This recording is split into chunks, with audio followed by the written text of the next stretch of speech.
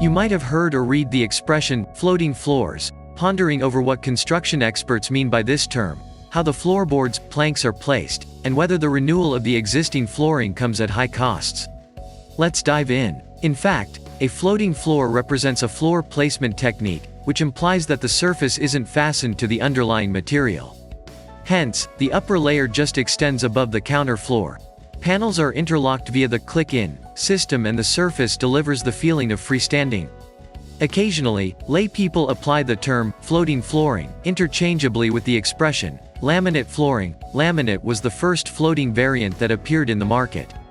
At present, it's feasible to make virtually any flooring floating. This floor laying system is utilized for vinyl, cork, and even hardwood. Why do many house owners opt for a floating floor? Besides the polished look, house owners appreciate reasonable pricing of the floating hardwood floor. Not as expensive as conventional installation techniques, the procedure takes less effort and time. Experts consider floating floor installation as quite straightforward. Experienced in DIY renovations, homeowners can renew the floors on their own. When planks, boards are locked together, the total weight is spread over a large area, so the floor turns into a single flat and heavy surface. The soundproof qualities of the floating wood floor are explained by the use of a cork or glass fiber layer enhanced with neoprene, which acts as both insulating layer and subfloor.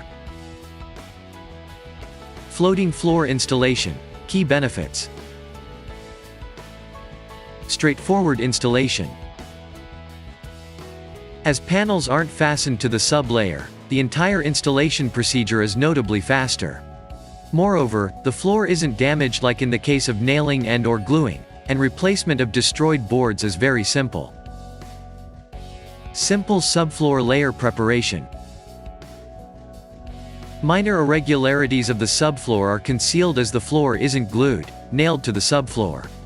Another good thing lies in the fact that new flooring can be placed on top of the tile flooring, while classic, nails, adhesives, installation requires labor-consuming tile demolition and subfloor installation. Lower installation and supplies expenditure. Sustainability.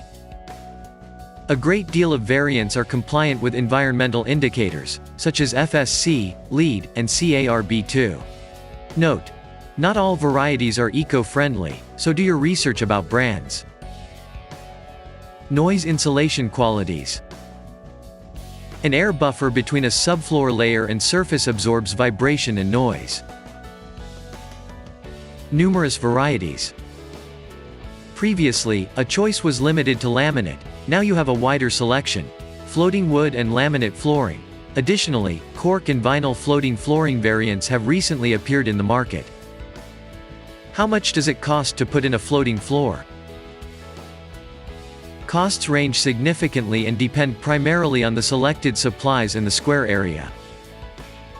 Commonly, the installation expenditures fluctuate from $3 to $11 per square foot if you hire pros.